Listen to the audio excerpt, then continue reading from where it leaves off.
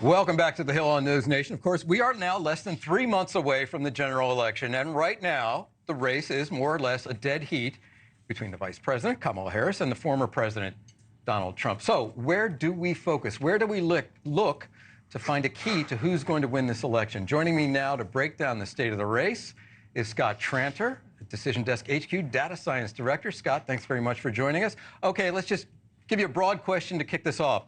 What does the latest DecisionDesk HQ polling tell us about the state of the race?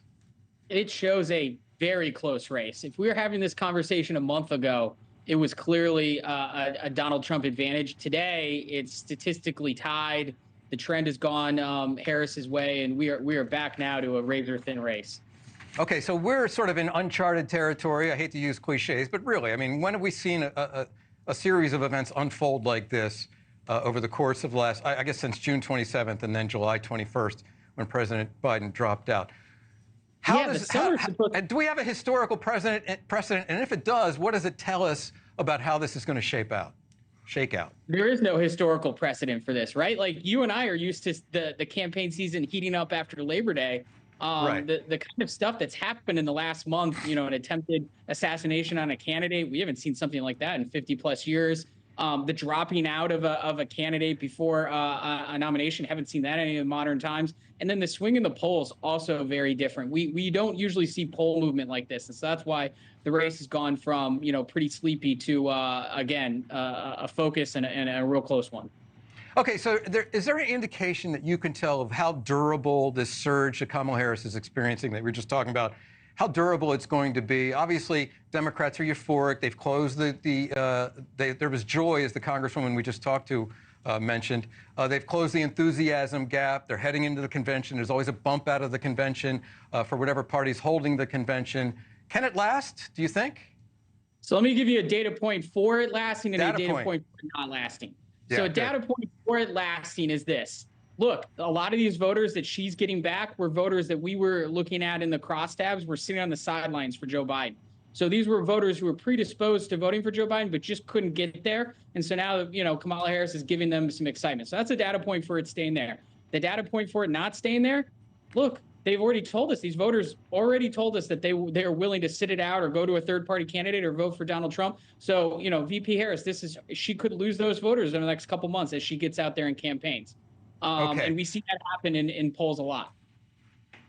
That's fascinating. I mean, we're just on the edge of our seats here. This is going to be a race unlike any other. So the former president, Friday night going to Montana. He hasn't been out really for a rally. He held that press conference today at Mar-a-Lago. But he's going to Montana. He's got a 15-point lead against Kamala Harris there. I mean, Montana and its 4 electoral votes, not in doubt there. Yeah, there's a tight Senate race, but should that be the priority? And why? And does it hurt him, do you think, in the blue wall states, as we're calling them now, Michigan, Wisconsin, Pennsylvania, not paying attention? How much attention does he need to be? Should he be there instead of in Bozeman this Friday, for example? Look, the numbers say he should be sitting in Pennsylvania, Michigan, and Wisconsin, right? Like, all the data that tells us whoever wins Pennsylvania has an 85% chance of winning the presidency. So that's where the data tells him to be. The argument for being in Montana, look, if he's going to be the next president, he wants a Senate majority. And that goes through a state like Montana. So that could be a reason why he's there. But by and large, if you're there for the big office, you should be in one of those blue wall states. Right. And to be fair, if Democrat Tester loses Montana, then it's game over for Senate and Republicans take control. But I do want to go quickly to Robert F. Kennedy and his candidacy. He's still in the race, still a three-way race, at least nominally, although he seems to be slipping significantly for reasons that may be obvious at this point, given his checkered past with bears and wildlife. So if he stays in the race, I know we've been discussing this ad nauseum for the last months. Who's he pulling from? And more specifically, he's losing support, and where is that support going?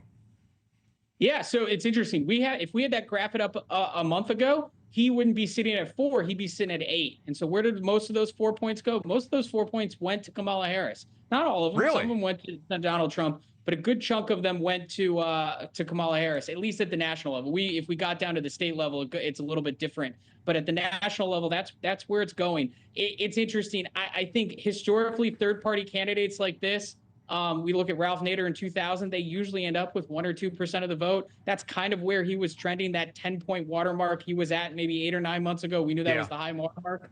But he's coming down. And one other thing I'd point out, he's not on enough ballots state or nationwide to, even if he won all the states he was in, he couldn't be president. So, that's really pulling away from his electability argument. Okay, Scott Tranter, thanks very much. That was really interesting. Great conversation. Thank you for watching, and make sure you go to joinnn.com to find NewsNation on your television provider.